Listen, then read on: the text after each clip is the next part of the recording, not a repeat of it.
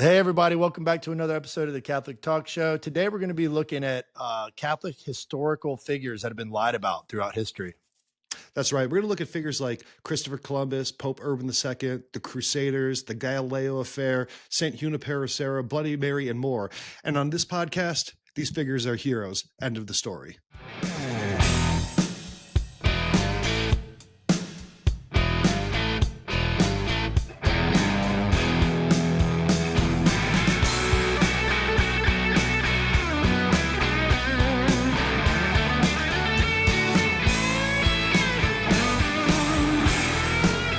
Yeah, it's the shortest episode we've done so far.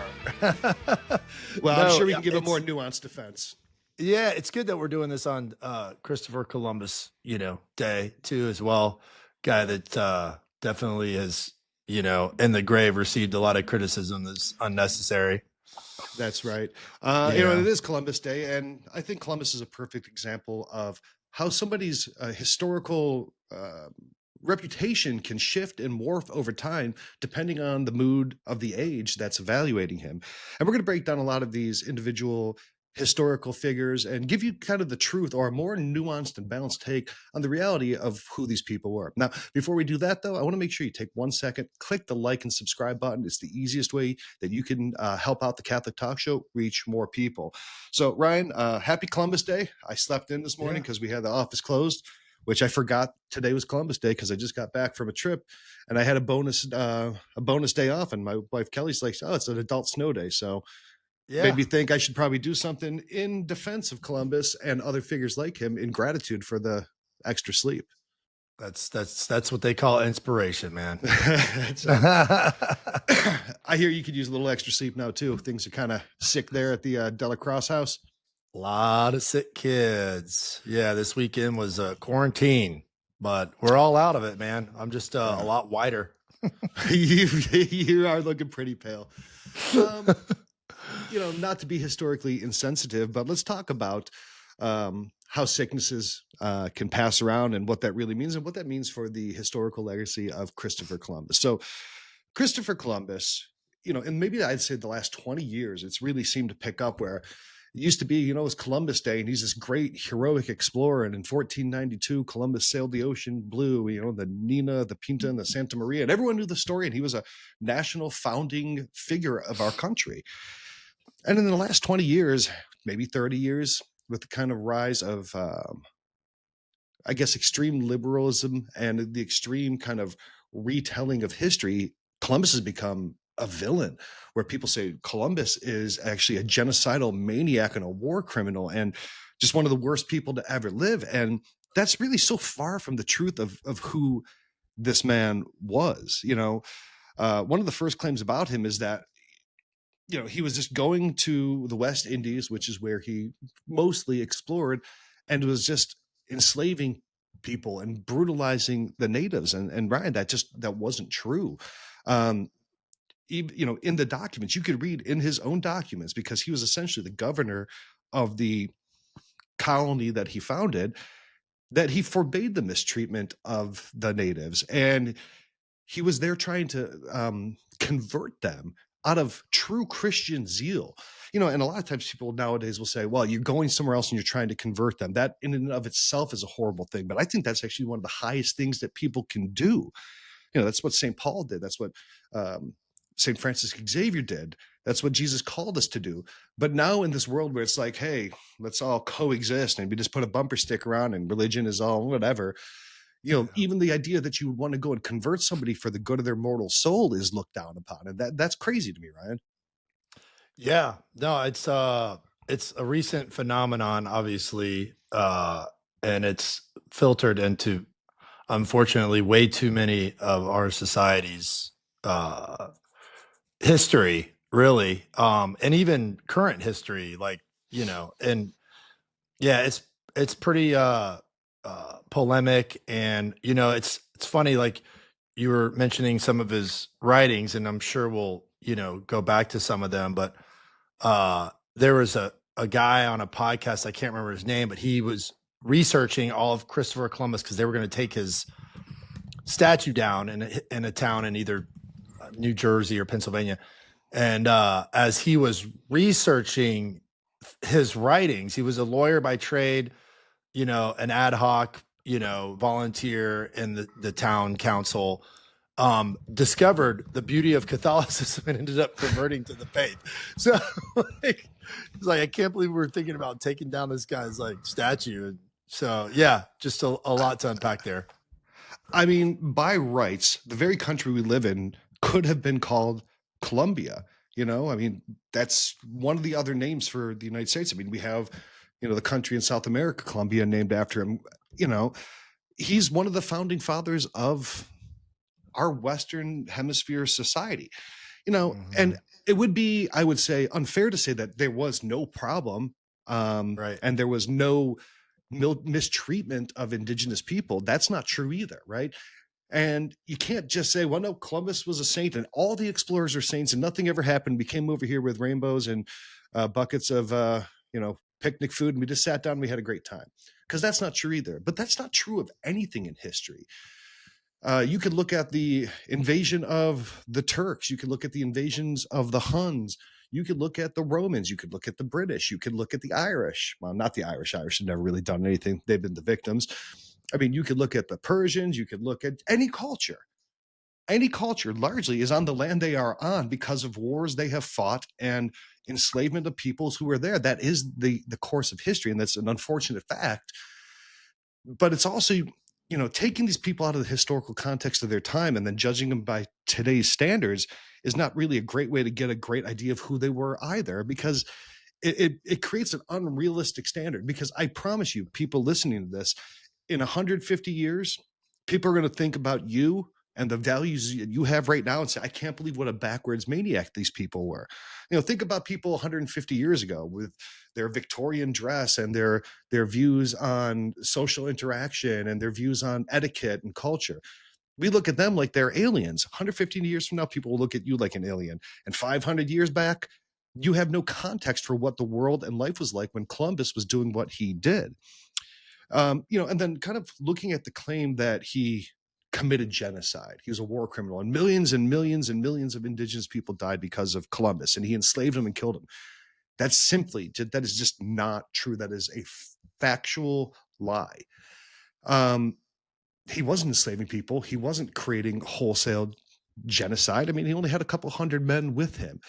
The reality is, and in the Indies, in Central America, and in North America in general, the reason that we saw such a precipitous decline of native populations was because of diseases that the people here had no defense against. It wasn't malicious, but people came from Europe with old world diseases like, smallpox or whatever. And the people here in these lands didn't have any defense. And it was an epidemic, a pandemic, and millions of people died from that. But it was not just, conquistadors, people leading people with the sword to their death. In fact, there was more of that happening with the indigenous people in Central America and the human sacrifices than the Spanish ever did. So, to just say and to parrot something you've heard on social media, Columbus was a genocidal murderer, it's just simply untrue. It's just absolutely not true at all, Yeah, even the historical context of like the West, and the East colliding, and so you have like, I mean, just think it only happened 500-600 years ago, where all these people came over on the land bridge, and there's tribe after tribe, and all these cultures started completely unique to anything that had gone on in the West, and there's this collision course. It might have been one of the most significant meetings ever in humanity. Sure. Just from a political or a social aspect. And I always found it crazy as my devotion to Our Lady of Guadalupe grew, that Columbus came over on the Nina, the Pinta, and the Santa Maria, which, is translated the girl, the painting, and Holy Mary. Yeah. Saint Crazy. Mary. It's like, yeah, just all that read into it. It's, obviously worth looking into a little bit more, but nobody looks into anything anymore. They just create some emotional stance that validates their life at that time as being somebody who cares about things, no matter if they're telling the truth or not. It seems that we've lost a lot That's of capacity to understand, and that's a debate. really great point. People want to look like they care, and our kind of our social media society where, look, you state your views one paragraph or one image at a time or one click at a time. You lose a lot of nuance. You lose a lot of what really makes, number one, history understandable and intelligible, but also what you can learn from history, because people just want to they don't want to be on the wrong side of history in many cases. So they say, nope, yeah, Columbus was a villain, without looking any deeper into it, because that is the narrative of the time, or that is the popular momentum of the time.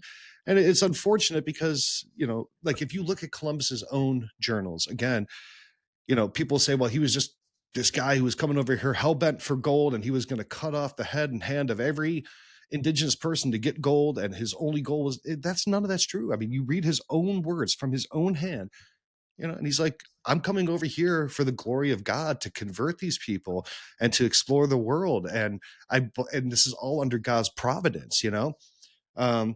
Certainly you don't explore looking to not make money. That's the job of an explorer. They go explore and find stuff and sell it. Okay, that still happens. That's the same thing as any job necessarily. And there's a lot to be said about exploiting other people's lands and their resources, but that's been going on for all of history. The Roman Empire, you don't really hear too much negative about them. 50% of the population in their lands were slaves of conquered people. The reason the Roman economy collapsed is because they imported so many slaves from their victorious wars that it put all the regular Romans out of work, because you didn't have to bring anybody in. It was like kind of like the AI of the ancient world. Or, I mean, look at the history of England. The people there now are kind of, well, they started off as Celtic, Britannic people. Then they were Roman Britons after the Roman invasion. Then the Anglo-Saxons, who were Germanics, came over. Then they were taken over by the Vikings, and then you had Canute and all that. And then they were taken over by the French, who were actually French Normans, which means they were Vikings. And then that's how you kind of get the modern mix of what England or the United Kingdom is today. History is always like that. History is the story of people taking other people's stuff and killing them for it. I mean, that's just society. It's terrible, but it's true. So to single people out for that now, looking at how we do now, is really just incongruous. Yeah, and the nuances to all these things are historically over a long period of time, where the amount of understanding you have to have sometimes is very complex. I remember like my first history book where I kind of faced this reality where I'm like, I'm reading a history book and there's just like so much more to it than what I've been told. And of course, it's age appropriate in terms of retention and everything. But it's like every time I really dive into history, you can glean from it a lot of things and learn a lot of things and see some depths of interactions between people. And, you have, sort of the antagonists, the protagonists, and the contentious environments. But at the end of the day, there's so much to it. It's kind of hard to just say, yeah, Columbus came over here and he, it's like, no, there were two languages. There were like years of trying to stabilize just the communication part of it. It's just way more involved, I think, than people think. And I'm not trying to deter people away from, there are facts, realities, things that we could read. But, when you get into it, you're talking about, in some cases, hundreds of years of something that you can, stroke generalities to and say, this is what happened. Right. Yeah.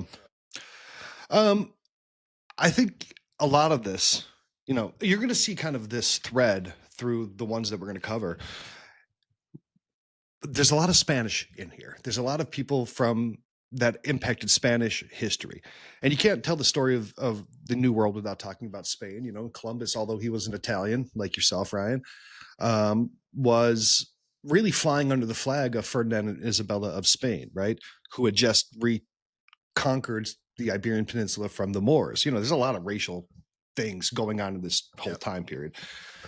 But you can see that it's a lot of this is the Spanish having a lot of shit talked about them by the English, because this is right after the English Reformation and Henry VIII, and to push themselves away and to vilify Catholicism and Spain, who was their big rival at the time. All you have to look at is the Spanish Armada and the War of England and Spain for dominance of the seas. England just did a great propaganda battle against all of these people. Things like the medieval scholastics, Columbus, the popes, and one in particular, the Crusaders. They looked at them like regressive backwards who just listened to the Pope and were murderous people, and not like us enlightened English Protestants. And a lot of these myths go back to what's called the Black Legend, which was a anti-Catholic and anti-Spanish propaganda campaign by the Crown of England. Right. And that's a whole episode in and of itself. There's better historians than us who could talk about it, but that's the root of a lot of these. But I think kind of very much in the same vein of Columbus were the Crusaders, right? I think they're accused of very much the same thing. They're accused of fighting wars of aggression, using God to justify atrocities, and we're only in it for the money. Again, that's simply not the case. I mean, the Crusades, and this, again, we did an episode with Steve Weidenkopf, and we talked about the Crusades, and you can go look up that episode we did there. He's a brilliant historian, much better than myself. But if you look at the Crusaders, the charges of they were just genocidal fanatics trying to go over and just kill poor innocent Muslims in these lands in the Far East. That's so not true. These were wars of defense. They were called upon by the Christians of the East under the leadership of the Emperor of Constantinople. I mean, the Christians in these lands were horrifically persecuted, and they were conquered people by the Islamic caliphates. Just a couple hundred years before, there was no such thing as Islam, and all these areas were Christian lands. And then the rise of Mohammedanism came in, and they took over all these lands and enslaved these lands and said, we're your rulers now. And if you don't want to be a Muslim, you can either die or pay a tax. And the Crusades were a response to thousands and thousands of incursions and millions of square miles taken over by Muslims. And then when Christians were no longer safe to even visit their holy sites, they fought back under the call from Pope Urban II and a call from the Emperor of Constantinople. They were not going over there just to kill people. They were going over there to protect the rights and the lives of Christians who are living in historically Christian lands. It's now 1,000 years later, you might think of those as Islamic lands, but those were Christian lands for hundreds and hundreds, 500 years before this point. So they were going there and protecting the rights of these people, right? It's very much like how people today are saying, well, you have to really consider what the Palestinians are going through, because the nation of Israel has only been around for 70 or so years, and they're all new there, and they pushed all these people out of their land, and they say it's their land now. Well, that's the same thing that the Muslims had done to the Christians, right? Mm-hmm. These wars would protect those rights there, not just to kill people, Ryan. Yeah, it's who's the aggressor and what's the intent behind getting into battle. It's clear historically how far Islam moved into Europe. I mean, it's very, very clear to see. Right. Well, not even just Europe. I mean, Palestine, Egypt, Syria, Iraq, Chaldea, Armenia, Lebanon, Asia Minor, Morocco, even south into Africa. Yeah, these were Christian lands for hundreds of years. Yeah. And just looking at them and saying they're different than us is like, okay, we just either kill them or they pay us. Mm-hmm. One of the good things that came out of that is we found Aristotle's writings. They had them, probably stole them from Alexandria or something like that years and years ago. I don't know. There's a lot of things that, the Islamic Golden Age did, particularly centered around Baghdad. And a lot of it was science and medical and preservation of history and mathematics. And they're not without credit. I'm not the kind of person to say that, those people are completely without any merit. They were very good at that. And that kind of confluence of the East and West meeting did bring cultural exchange back and forth. It also did bring a lot of violence, obviously.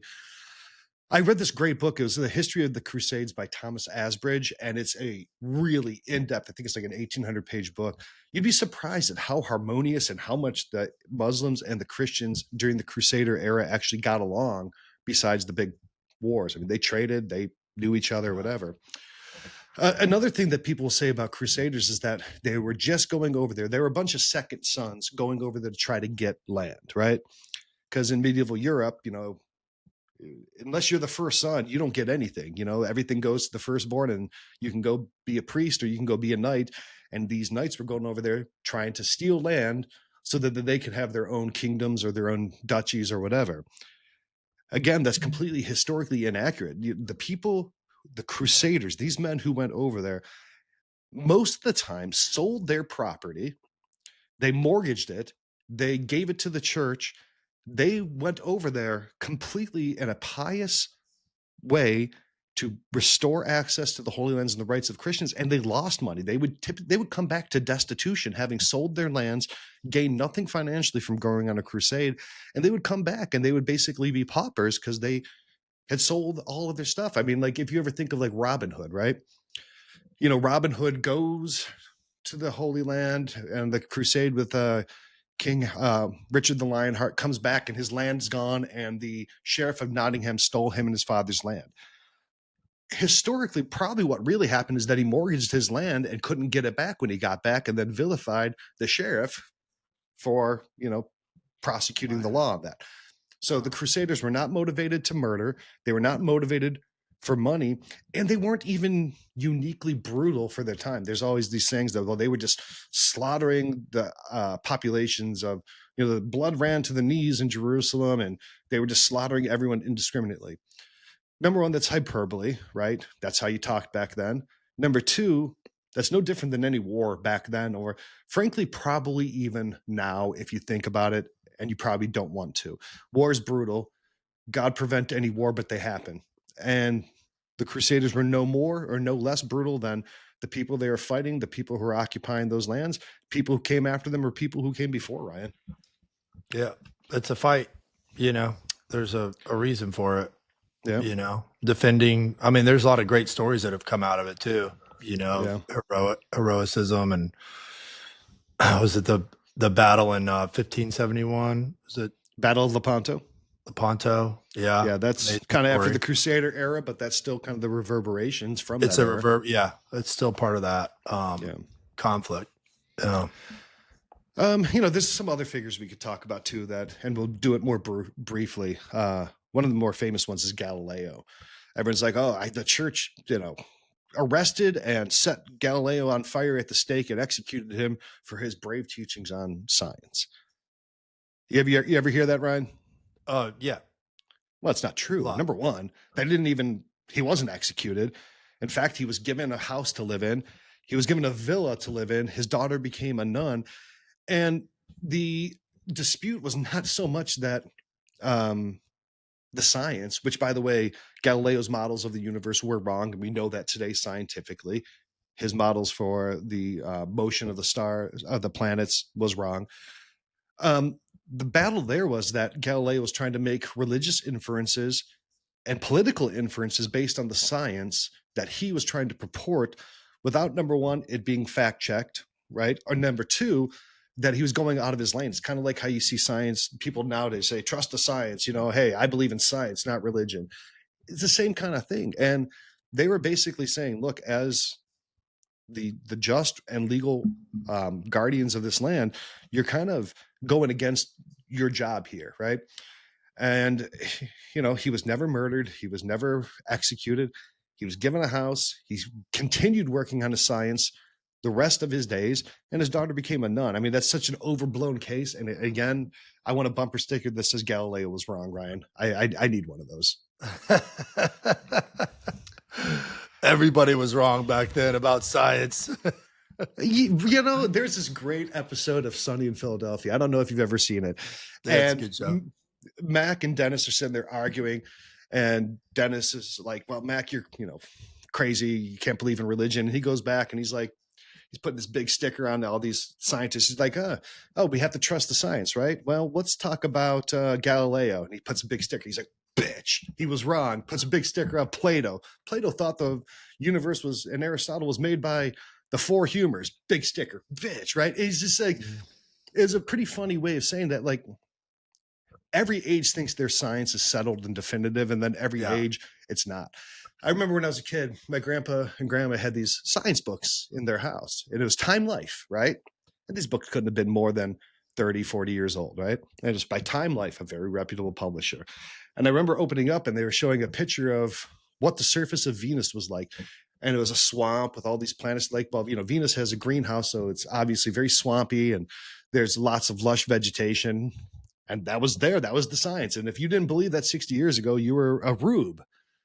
Well, now we know that it's just a basic hellhole. So science, again, is so mutable, and people act like it's so fixed, and that science, trust the science. I love science. I love the scientific method. I love that kind of stuff. I love studying it, but scientism has become so dogmatic. It clouds people. Number one, they don't know the science themselves. I mean, none of these people know how to do any of the observation that they say, well, absolutely, this is how it works. They just hear it and parrot it. And I think there's a lot of that going on through everything we're talking about today, is that people hear something, they don't do any evaluation, no discernment, and then they parrot it to the detriment of the truth and what reality is. And that's a really bad thing to do. Sounds like bad science, right? I mean, bad like, science. It is. Even like, dating back as far as Galileo and certainly well before them, with historians and different people with motivations, it filters into political gain or, something selfish that you can get out of it. Right. Like, I mean, we're right. Looking at, reports and studies and all these things. And it's like, well, let's not use that study because, then it kind of proves us wrong over here. Let's go ahead and bury that over there. And so now you're doing science, because the reality of science growing and evolving and using the truth, it just never seems to stick sometimes. Well, the science is whoever paid for the study, Ryan. That's what the science is. And that's why you can have vastly different scientific papers on, say, something like tobacco use or the climate or a particular medication. Depending on who's paying for the study, they're like, look, man, I'll give you a $250,000 grant to work on this for the next 6 months. But if you come back and say my product is poison, I'm pulling it, right? Because why would I pay for that? And that's the sad reality of science. And that's how it worked, all the way back going on in the for day centuries. Too. Yeah, that's what you had the patrons of the arts and the sciences, right? And if you weren't doing what your patron wanted, well, then you didn't get to do your science or your art anymore. And it's unfortunate. You'd love to be able to have a society where science was able to work in a vacuum, not influenced by money or power, but it's not the case. It's not. Yeah, it just needs really to be done for the right reasons. There's the guys that own Stripe, the company Stripe, they're from Ireland. Yeah. They've started their own research platform, meaning, a body of work in all sorts of different fields, because they simply just wanted to know the truth. And they felt like, as they were trying to get it, it's like better if we just take this money and use it and see ourselves. Now, obviously that can be, tarnished or to some degree misused, but there seems to be a frustration in the sort of Research Inc. areas where that's still a problem today. Sure. Absolutely. Oh. And the same thing happens with history too, right? A lot of times, like, you'll get a book that is a bestseller. It's a history book. It's kind of hard to sell a book that is just boring, dry history. That's nothing but the facts, and it's nothing but impartial. That doesn't humanizes everybody. Yeah. It doesn't. Yeah, that humanizes people. That doesn't move books. You know what moves books is that Abraham Lincoln was a transgender vampire slayer. That's going to sell a book, Ryan. I'd buy it. He was not that as long as there are pictures. Yeah, not that he was a complex man who had lots of problems in his own life, and he had lots of issues in his political life. And here's the story. Like, that doesn't sell, right? You have to have a lot of our culture and our history is influenced by the salacious way it's told.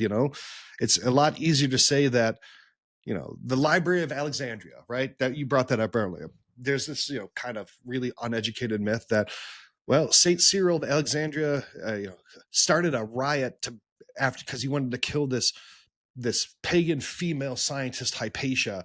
And in the riot, they killed her, and then they burnt down the Library of Alexandria, and that's why we don't have it. That's not true at all, dude. Like, the Library of Alexandria was mostly burnt down by Julius Caesar. Then it was burnt additionally, in the year 391. And Hypatia was not ever killed by St. Cyril of Alexandria, and it had nothing to do with the burning down of the Library of Alexandria. But people, you put a meme out, it goes around enough, and everyone believes it. There was a saying, I can't forget who said it, but a lie travels around the world before the truth has gotten out of bed and put its pants on, and that's what we see here so much in all of these mischaracterizations even of like LeBron James and Michael Jordan. My kids are using TikTok, and I'm like, like, dude, I was there when you and Joe were. I was there when you were arguing about that. It's the same thing, right? You're trying to arrive at some truth that you're more impassioned about. Yeah. You can substantiate it in many ways. I remember in college, I was in statistics, and I'm like, are we just learning how to lie with numbers? Like, I'm like looking. Well, there's lies. There's damn lies in statistics, Ryan. And there's statistics, right? Yeah. I'm like in the class going, oh, this is how we use information to structure something in a particular way. You weaponize information. Like, okay. Yeah, we're just learning how to lie with numbers. Got it. And you can see that how those things like that, even in today's world, statistics are used to villainize certain groups, whether it's immigrants, whether it's people of color, whether it's white people, whether it's men, whether it's women, whether it's Christians, whether it's atheists, whether it's science deniers, whether it's scientists. You can see how statistics are used all the time to paint a group in a really villainous way.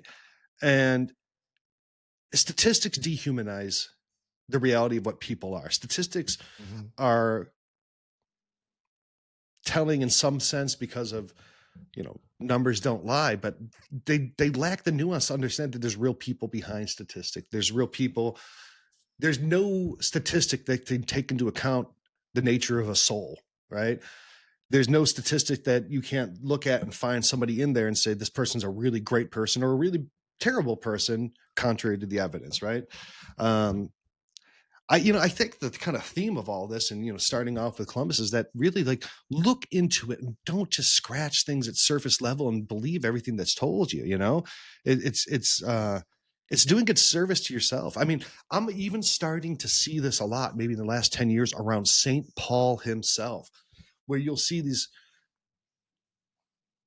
Protestant, liberal branches of Christianity saying, we don't really like to preach St. Paul around here because St. Paul had some problematic views around women and around homosexuality. Dude, he wrote the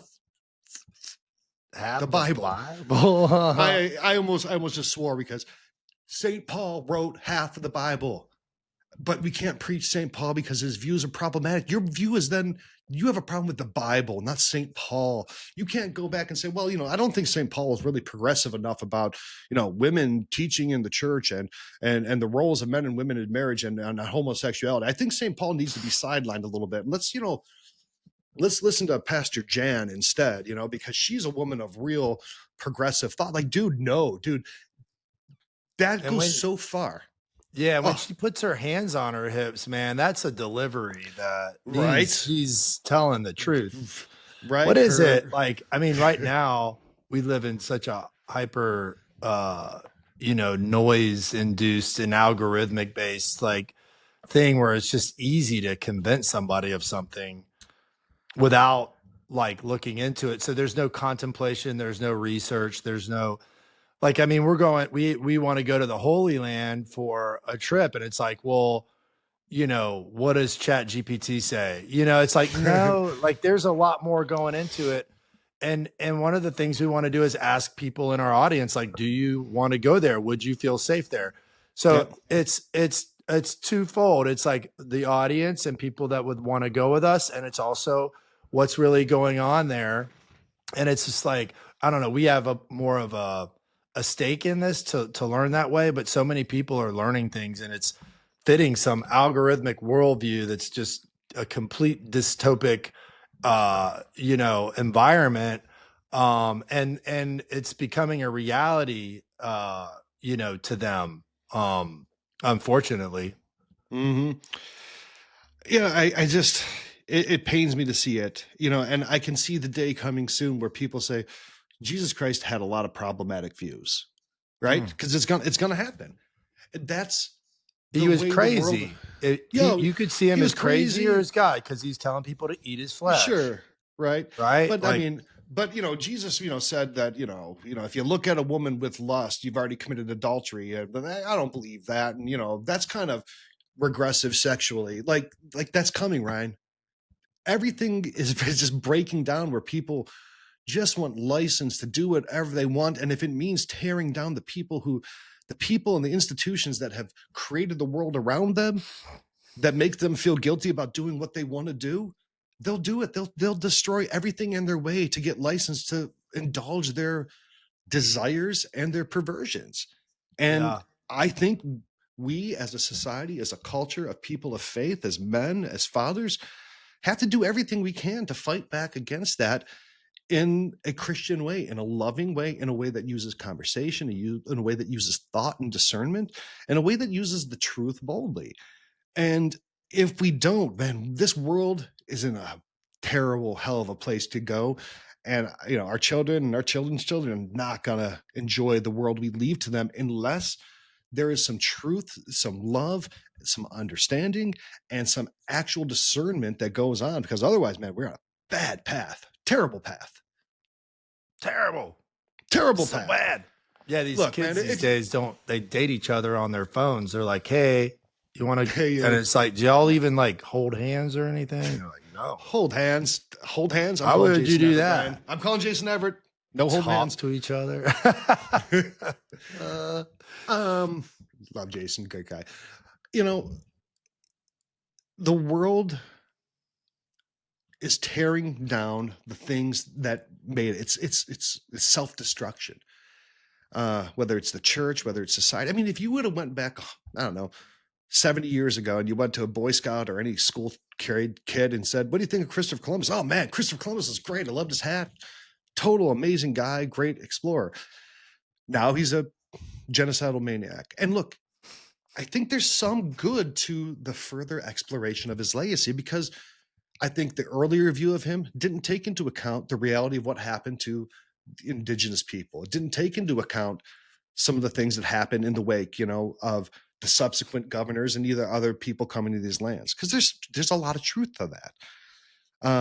And it's good that we know that. And it's good that we think about, indigenous people. It's good that we think that their lives and their stories are as valuable as Columbus's.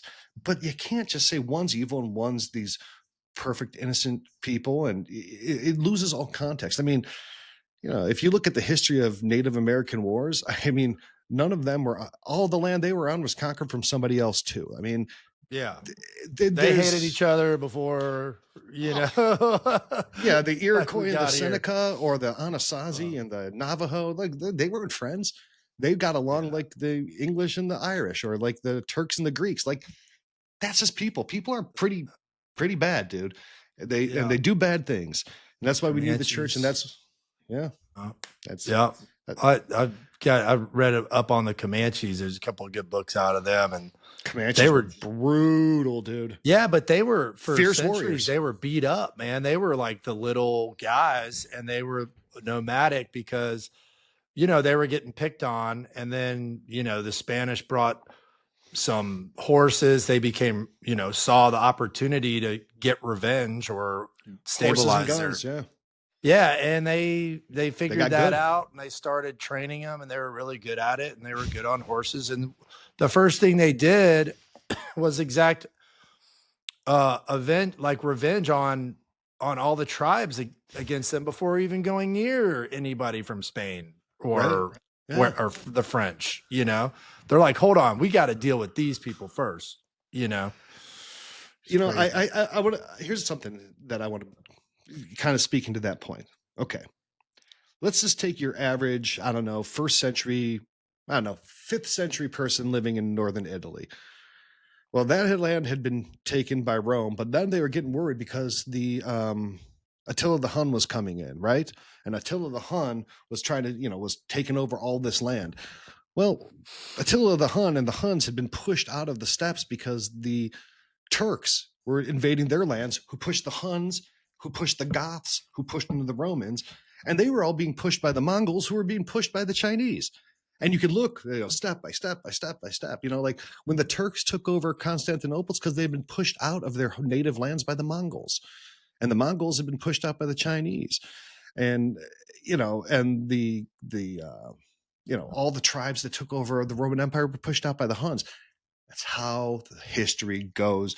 And to go back and try to retroactively clean it up or retroactively judge people based on your modern point of view is absurd. I think you really have to have the historical critical method here, where you look at people and the time and place they existed, because that's going to happen to you too, like I said earlier.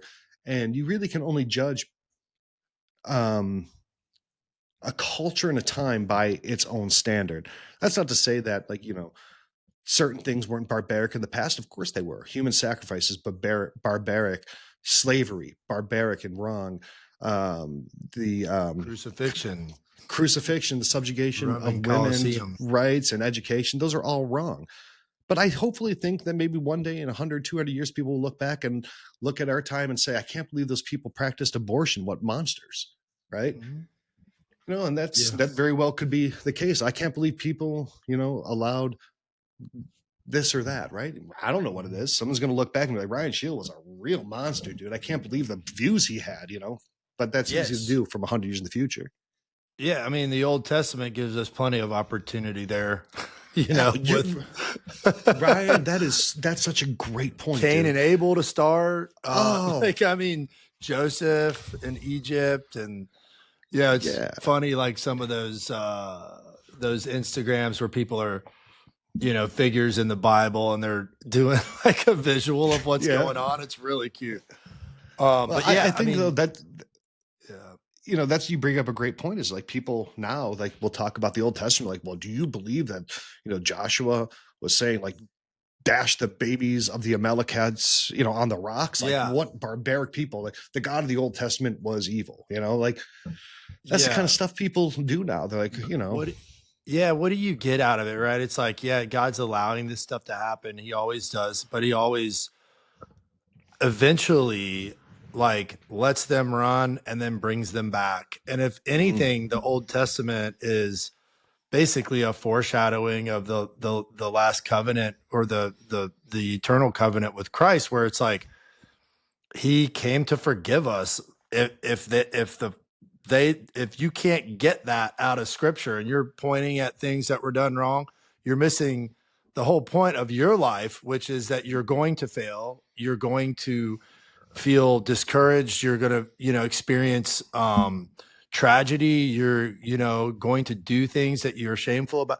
All these things are right there in front of us in these larger scale pictures of history and scripture. And it's like, the message we should be getting out of that is that God is forgiving and loving. He's not, allowing all this to happen so that we can just like turn ourselves over to sinfulness and horrible behavior. He redeems it. We're not crucifying anybody anymore right now in the bigger picture in a empire type thing. There are obviously barbaric things that exist, but as a whole, God's redemption in every generation is still there, still present. Yeah. Awesomely said. And one thing you said in there kind of got me thinking, like, it very much is that, look, if I can tear down the Old Testament and show that they were amoral, well, then I can't be judged as being bad by the things that they were against. If I tear down Columbus, or if I tear down George Washington or Thomas Jefferson or Dwight Eisenhower, whoever it is, if I tear down these people who held these standards and these mores that go against what I want to be now, if I tear down the church for the sexual abuse scandal, well, then I can't be held to their standard of sexual morality that says I need to have purity and chastity, right?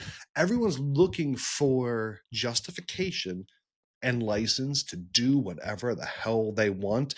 And anyone standing in their way, they will point out anything that looks like hypocrisy to devalue what they said so that they can then be free to do what it is they want to do. And go look at the crowds of the people who are tearing down statues of Columbus or of Washington or of Junipero Serra. Go look at those crowds. And I hate to judge a book by the cover, but you're going to see a lot of pink and purple hair and a lot of piercings and a lot of tattoos and a lot of, I'm sorry, sexually scandalous clothing. It's not that hard to say, look, these people are definitely leading lives that are pretty countercultural to what Western Christianity has been for 1,500 years.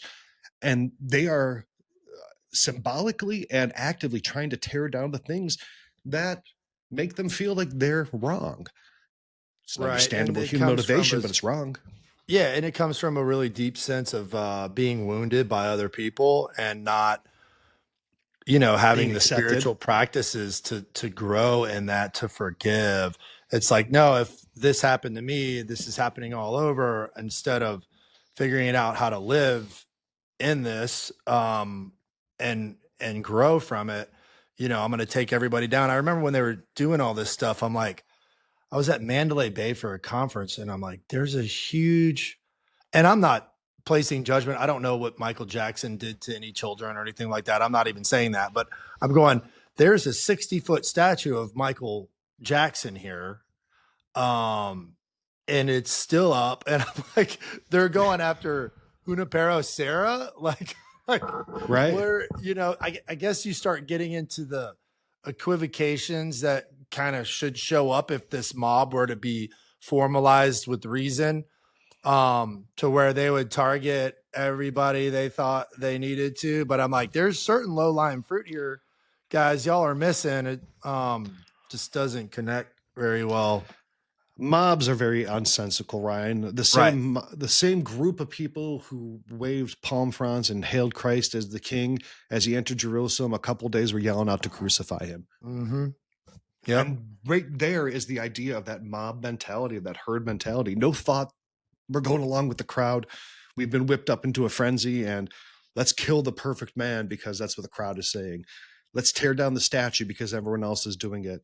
Let's go against the sexual norms and morality because that's what everyone's doing. Let's, whatever it is, right? It's always this justification and this mob mentality.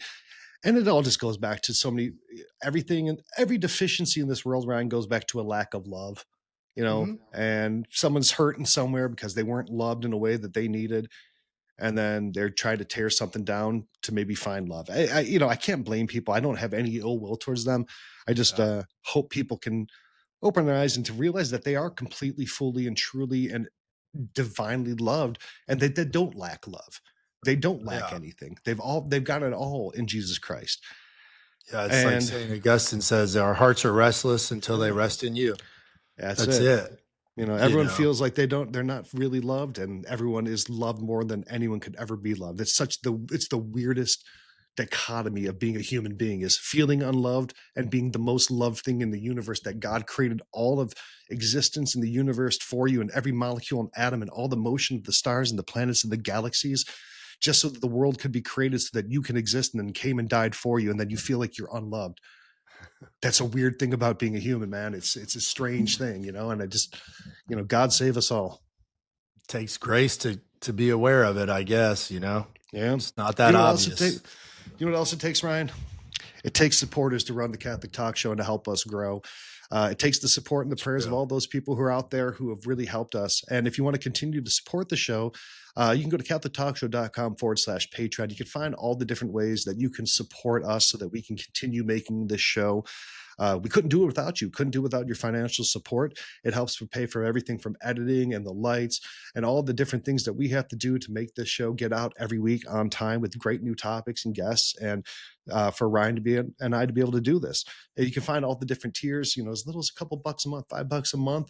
And it goes such a long way when you all come together, pitch in, and give us a hand, because again, we couldn't do it without you. We have great stuff in our gratitude back to you, things like coffee cups, hoodies, mugs, rosaries, sacramentals, books, all sorts of great stuff. So if you can consider it, we really, really appreciate your support, and we really appreciate all the prayers. We see those every week. Ryan, the amount of people praying for you and in your situation is astounding. I love to see it. and all the people who support us. We're just full of gratitude, and we're going to keep doing it for the grace of God. Amen. What were we talking about again? We're talking about Columbus and how on this podcast, Columbus is a hero, period. End of the story. Who else is on our target list here? I mean, I know Unipera Serra was. I don't know why he was about targeted. The Crusaders. Same thing. Why? Well, yeah, same thing. He just came up and just started ravaging natives. Yeah, and again, because people perceive this as this imbalance of power, and he was one of the Spanish friars, and they were these poor, these poor natives. He was educating them. He was for the good treatment of them. He was going against people. He's going against the powers that be. Totally ridiculous to lump him in. But again, doesn't matter. It's a statue, and everyone's got daddy issues, and they need to tear down the statues in their lives. I don't know. It sucks. Ryan, if there's a statue of you, I'd tear it down. And put up a bigger one. Only to put up a bigger one, though, of you. I got a bobblehead somewhere out there. Yeah, I think we still have our bobbleheads. They're somewhere. They're, I think, in a box in your garage. That's the sad state that we're in right now. I'm waiting for one more conversation here in the next 3 weeks, and then we can move in. Move in. Yeah, I think so. To make that announcement. Yeah. Yeah. One other announcement, we said last week that we were going to Ireland, but and thanks be to God for the people affected by that war, in Gaza. The Israeli hostages released. The bombing is stopped in Gaza. There's been a peace accord. Hopefully it lasts, and we're pretty confident that it will. That opens up the possibility for us to now take that trip to the Holy Land that had been canceled in 2024, just a few months after the October 7th attack. So we're asking some people on polls. It's on our YouTube page, and it's on our X account. Now with the possibility, should we go to the Holy Land or Ireland? We're working with our travel provider to get details and an itinerary. Everything appears to be completely safe. So we're going to ask you, which one would you rather go to? So happy Columbus Day, Ryan, and happy Columbus Day, folks. You too, Ryan Shield. You too. I'm not even Italian, man. Happy Columbus Day. Don't go out there and take any statues down. Read a book. Preferably multiple.